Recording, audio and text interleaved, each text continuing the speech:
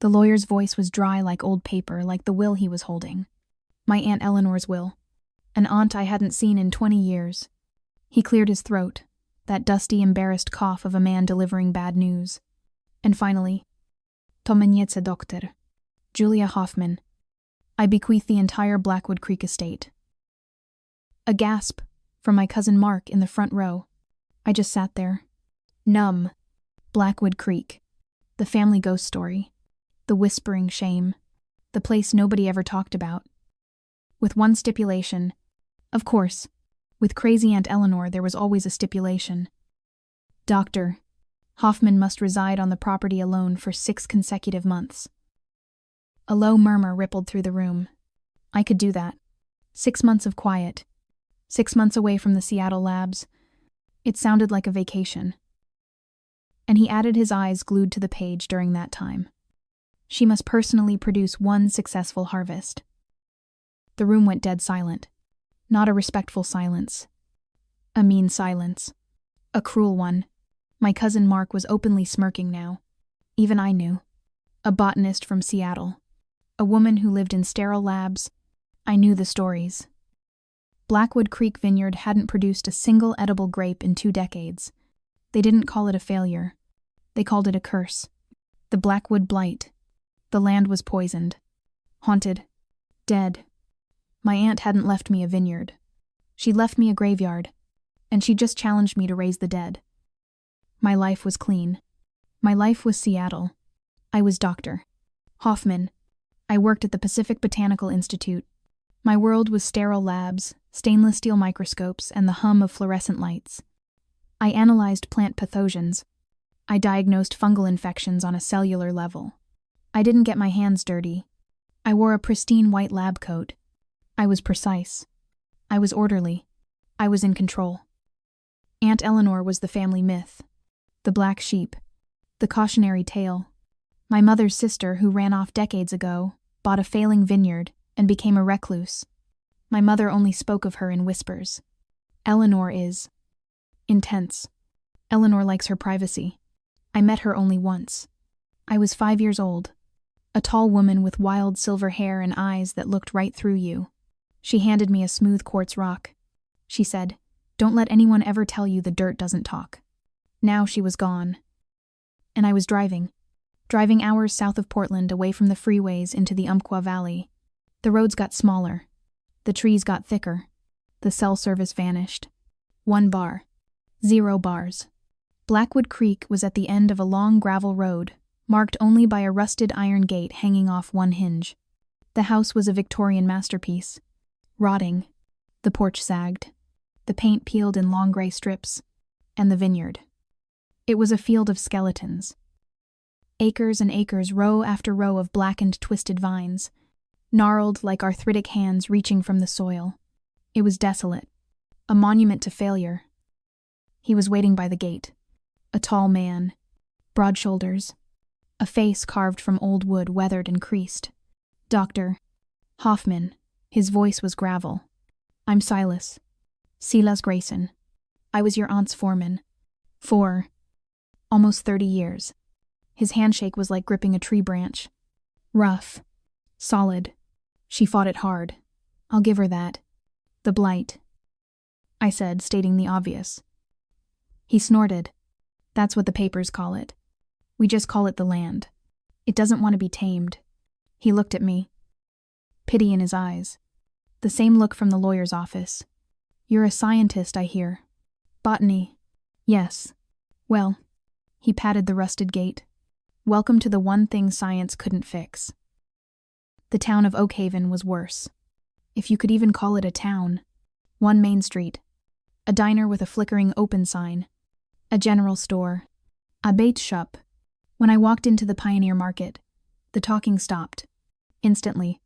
4 old-timers in flannel shirts sitting by the wood stove. They just stared. Not mean. Just waiting. Waiting for me to fail. Waiting for the city girl to run, screaming back to her labs. I bought supplies. Bleach. Trash bags. Coffee. The cashier wouldn't meet my eye. She just counted my change. Her lips pressed into a thin line. This wasn't just a challenge. This was an exile. I am a scientist. Curses are just unidentified pathogens. Superstition is just a lack of data. I started with the data. I started with the soil. I laid out a grid across the entire vineyard. I took 50 samples, bagged them, labeled them with sterile precision. Silas watched from the porch, shaking his head.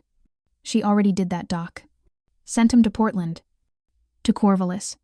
They never found a thing. Not a fungus, not a bug, not a blight. Then I'll send them somewhere else. I muttered. I set up a temporary lab in the old greenhouse, scrubbing years of grime off the glass. I ordered equipment. New irrigation pumps, pH sensors, nutrient tanks, soil testing kits. Everything had to be trucked in. Everything cost a fortune. The estate account Eleanor left wasn't bottomless. It was draining. Fast. I had 6 months, 180 days, to reverse 20 years of decay. And the sabotage started. Not slowly. Instantly. The new irrigation pumps arrived Tuesday. $10,000 of precision equipment. We installed them Wednesday. Thursday morning. I found them. Smashed. Not just broken. Smashed. The solid brass valves were cracked in half. The digital housings were shattered. Like someone had taken a sledgehammer to every single one. Silas was the one who found them with me. He kicked the dirt. Damn kids from town. I told you. His voice was tight with anger. They've been vandalizing this place for years. They're superstitious. Scared of the blight. They hate anyone who tries to change it. Call the sheriff. I said, my hands shaking with rage. Silas just laughed. A bitter, ugly sound. Sheriff's his uncle. Won't do any good. We just lock up. Tighter. We locked up. Tighter. Week 2. I tried to clear a test plot. The old tractor in the barn was my only tool. It roared to life. Sputtered. And died. I checked the engine. The fuel tank. The gas inside wasn't gas. It smelled sweet. Sticky. Sugar. Someone had poured 5 pounds of sugar straight into the gas tank. Ruined. The engine was seized. Destroyed. This isn't kids. Silas said, his face dark. This is malicious. They want you gone, Julia. They think you'll stir up the blight. Make it spread to their farms.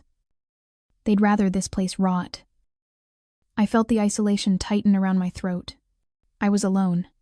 Out here. No cell service. Surrounded by people who wanted me to fail. And then the noises. Only at night. In that giant empty house. The floors creaked. Of course. Old house. But then... Footsteps. Pacing. In the attic directly above my head. I told myself it was rats. Big rats. But it was rhythmic. Measured. Like walking. Back and forth. Back and forth. And then... From the cellar. A scratching. A low scraping sound like dragging fingernails across wood. I grabbed the fireplace poker. My palms slick with sweat. I went to the cellar door. It was already locked. Padlocked from this side. The scratching stopped. Then, a whisper. From the other side of the door. Just a sound. A breath. Indecipherable. I ran back to my room. I barricaded the door with an old dresser. I didn't sleep. The scientist in me was screaming rational explanation. The woman in me was screaming, get out. The next night, a thud. From the dining room. I crept out, my heart hammering. A painting. A portrait of some grim-faced ancestor. It was on the floor.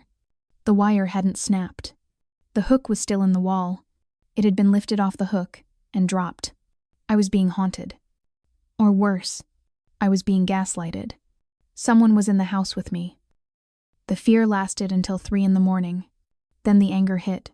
A cold, clear scientific rage. Aunt Eleanor lived with this. For 20 years. She didn't run. I wouldn't be run off in 2 weeks. I stopped thinking like a victim. I started thinking like a problem solver. Problem 1. The sabotage. The pumps. The tractor. Problem 2. The haunting. The footsteps. The whispers. The painting. Hypothesis. They were connected. The ghosts wanted me gone. The saboteurs wanted me gone. It was the same person. But first, data. My soil samples. I hadn't sent them to Portland. I hadn't sent them to Corvallis. I sent them to my old lab in Seattle. And I sent a set to a colleague at Cornell, a specialist in agricultural toxicology. I paid for a full-spectrum rush analysis. The email arrived Monday. Week 3. I opened the PDF. My world tilted. It wasn't a fungus. It wasn't a virus. It wasn't a nutrient deficiency. It was a chemical. A highly specific custom-blended herbicide. An amino acid synthesis inhibitor, designed to be lethal to exactly one type of plant. Vitis vinifera. Grapevines. Designed to break down in soil after a few weeks, leaving only trace elements most ag labs would miss. It was sophisticated. It was expensive. It was targeted. This wasn't a curse. This was a 20-year premeditated agricultural murder. And my suspicion, cold and sharp, landed on only one person, the only person who was here the whole time, the only one with total unrestricted access, the one who acted so kind, the one who found the sabotage with me, Silas. I felt sick, but I needed proof. Science de mon proof. I found him by the barn. I put on the performance of my life. You were right, Silas. My voice cracked. I let the tears well up. I'm beaten. The tractor. The pumps. The noises. I can't. I'm going back to Seattle. I'm beaten. The curse wins. I saw it. Just for a second. In his eyes. Hidden under the mask of pity. Triumph. I'm real sorry to hear that, Julia. You gave it a good try. His voice was dripping with fake sympathy. I didn't go to Seattle. I drove to Medford. To a high-end electronics store. I spent $5,000. The last of Eleanor's money. 8 battery-powered motion-activated night vision cameras. The kind hunters use. I snuck back onto my own property. In the pitch dark, I felt like a spy. I planted them. 2 on the equipment shed. 2 on the ruined tractor. And 4. I put 4 in the cellar. I wedged one in the rafters. I hid one in a stack of old barrels. I aimed them at the door. At the walls, and at a loose floorboard I'd noticed near the back foundation. Then I left. For real. I checked into a cheap motel 10 miles down the highway. I opened my laptop. I watched the 8 live feeds. I waited. Night 1. Nothing. Just spiders spinning webs. Night 2. Nothing. My heart sank. Was I wrong? Was I just a paranoid city girl? Night 3. 2, 1, 7 a.m. Ping. Celler feed 02. Motion. My breath caught. The loose floorboard. It was moving. It slid aside. A man climbed out. From a dark tunnel under the floor. Silas. He wasn't carrying herbicide. He was carrying a small Bluetooth speaker. And a spool of fishing line. He walked over to the dining room painting which he'd apparently brought down here. He tied the line to it. He was setting up his haunting. The scratching noise. The whispers from the speaker. He was preparing the next show to scare me away. I had him. Ping. Shed feed. 01. Motion. My blood froze. Silas was in the cellar. This was someone else. A second figure. Dressed in black. Prying the brand new lock off my equipment shed, I zoomed in. I couldn't see his face. But he was younger. Faster. I called 911. Sirens. Faint. Then closer. On my laptop screen, Silas panicked. He heard them. He scrambled back into the tunnel. He dropped the speaker. The figure at the shed sprinted. Vanished into the woods. The deputies arrived. I drove back a crazy woman in a motel bathrobe and hiking boots holding a laptop. Show me. The lead deputy set his hand on his sidearm. I showed him. Silas climbing from the floor. That's Silas Grayson. He whispered, shocked. Can't be. And that's his nephew. The other deputy said, pointing at the second figure on the other screen. I'd know that kid anywhere. He's a menace. They went into the tunnel. The tunnel. A Prohibition era relic. dug by bootleggers 100 years ago. It ran from my cellar to the equipment shed on the next property, Grayson Ridge Vineyards, the massive corporate vineyard, the most successful operation in the valley, owned by the Grayson family, owned by Silas. They arrested him at dawn. The confrontation happened on my front porch. Silas in his pajamas, his face a mask of stone. The nephew, Kyle, crying. And the story came out. All of it. The Grayson family had lost Blackwood Creek to my family in the Great Depression. A bitter land dispute. They believed it was stolen from them. They tried to buy it back for decades. Aunt Eleanor refused. She loved this land. So Silas, the youngest son, got a job as her foreman. 30 years ago, he played the long game. He poisoned the soil. Year after year, a little at a time. He created the blight. He fomented the local legend of the curse, letting superstition do half his work. He used the old bootlegger tunnels to get into her house, to move things, to make noises, to slowly, methodically drive her insane. He wanted to break her. Financially, mentally, to force her to sell the land she loved, back to his family, back to him for pennies on the dollar. The nephew, he was just learning the family business. Sabotage. But Silas underestimated Eleanor, and he really underestimated me. I went inside. To Eleanor's desk. In a hollowed-out copy of the Principles of Botany, I found it. A letter, addressed to me, My dearest Julia. If you are reading this, I am gone, and you have come. Do not believe the stories. There is no curse. There is only a snake in the garden. His name is Silas. I know it's him. I can smell the chemicals on his boots some mornings. I am too old to prove it. I am too tired to fight him in the fields. But you are not. You are a scientist. You are my blood. I am not leaving you a fortune, Julia. I am leaving you a puzzle. Avenge me. I handed the letter to the lead deputy. Silas saw it. He saw her handwriting. And he broke. He confessed. Everything. The Grayson family wasn't just facing vandalism charges. They were facing a RICO investigation, conspiracy, decades of wire fraud, agricultural terrorism, environmental crimes for using a custom illegal herbicide. Their empire was finished. The curse was broken. The snake was caged. But the will was still active. I had 4 months left, and a field of poisoned earth. Silas had won even in his defeat. The soil was dead. Useless. My 6-month deadline was impossible. But I am a botanist. My entire life, my entire education, has been about healing sick plants. I called my colleagues, my old professors. I sent them the new soil analysis, the toxicology report. How do you fix this? In 4 months, the answer was unanimous. You can't. It needs to lie fallow for 5 years, Julia. The land is sterile. But, one professor from Cornell emailed, there is a theory, a long shot, phytoremediation, using specific plants as natural vacuums, to literally suck the toxins out of the earth. I spent the last of the money. Not on grapes. On seeds. Thousands of pounds of them. Indian mustard. And sunflowers. They are known as hyperaccumulators. I plowed those dead fields, the tractor finally repaired.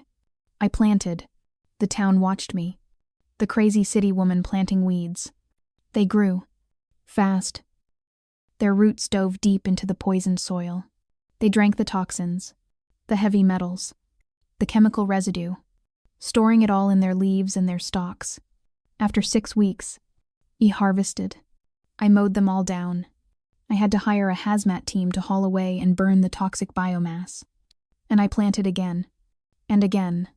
My hands bled, then blistered, then calloused. My back screamed. I worked from sunup to sundown. I wasn't a lab scientist anymore. I was a farmer.